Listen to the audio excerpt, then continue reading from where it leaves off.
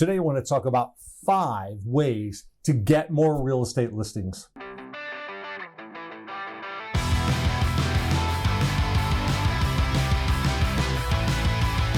Hi, I'm Eric Lowry with the Lowry team and eXp Realty.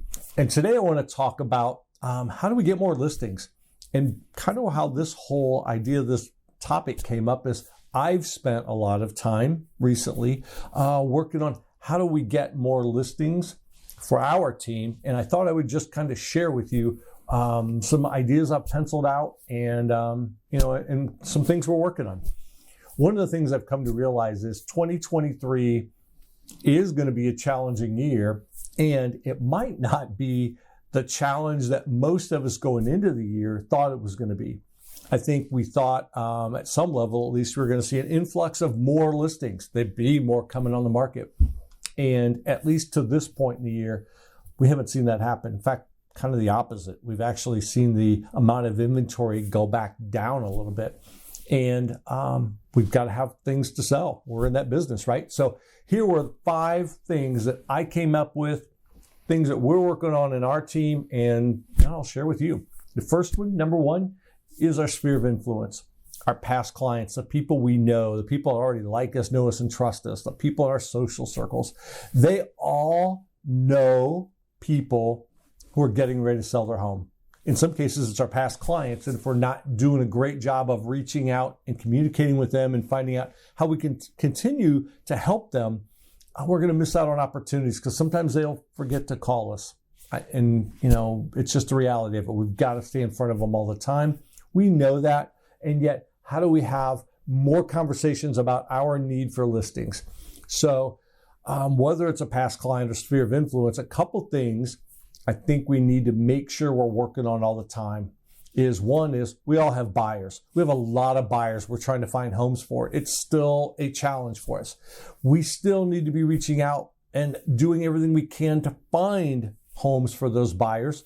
And one of those ways is through people we already know. It's a simple reach out and just connect with them. Hey, I've got a buyer looking in whatever area, and I was wondering if you might know anybody that lives in that area that's looking to sell or something like that. But more reach outs. We've got buyers. We all have them. Our team has a ton of them that we can't find homes for right now. And so we just have to be doing our job as the buyer's agent looking for those homes. And so our sphere of influence is a place to be doing that.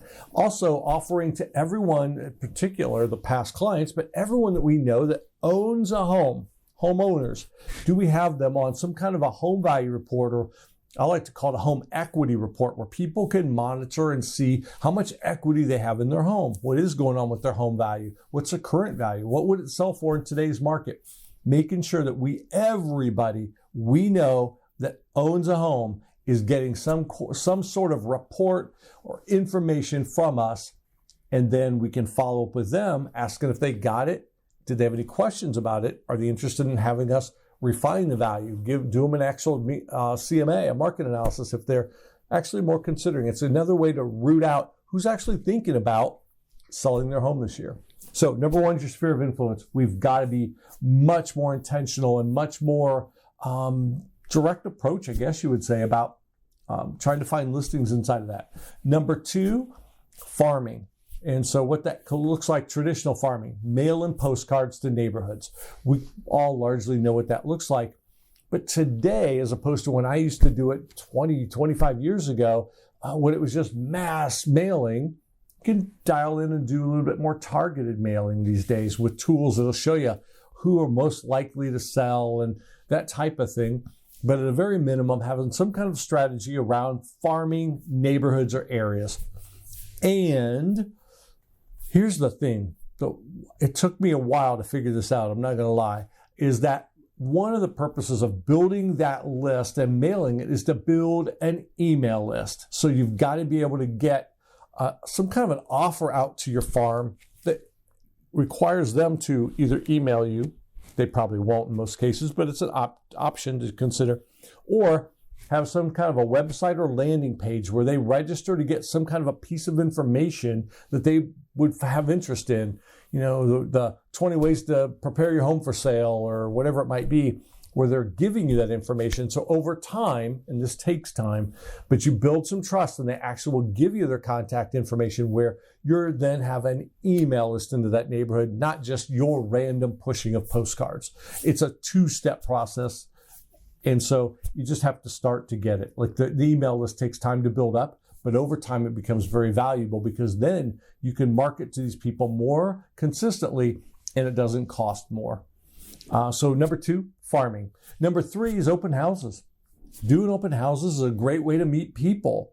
Potential buyers for that house maybe, but not likely. We've always said we do open houses mostly because we're trying to meet new clients, not sell that house. Open houses rarely sell the house.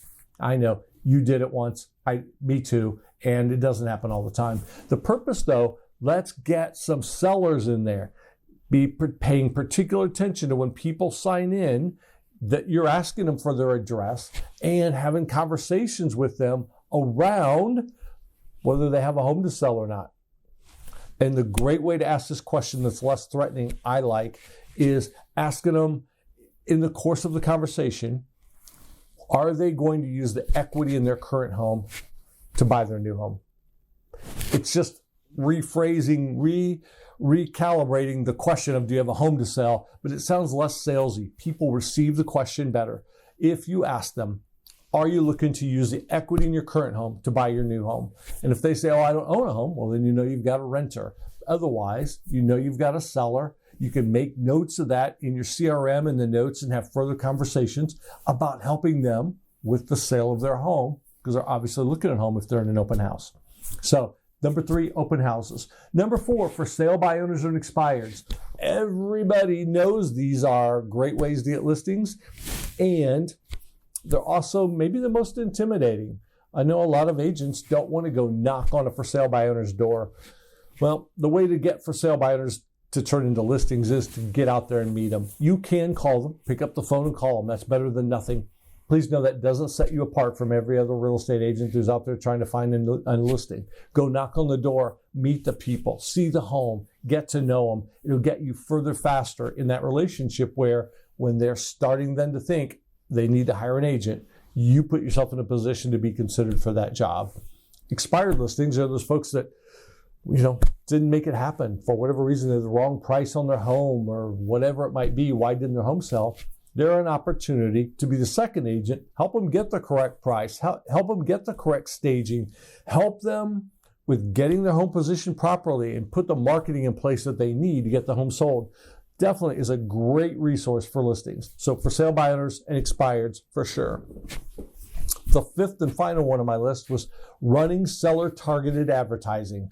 And a lot of what that looks like is ads on social media, Facebook, Instagram, ads on Google, where you're targeting homeowners with perhaps the idea of find your home's value instantly or some offer like that. Get a cash offer on your home is a newer one today.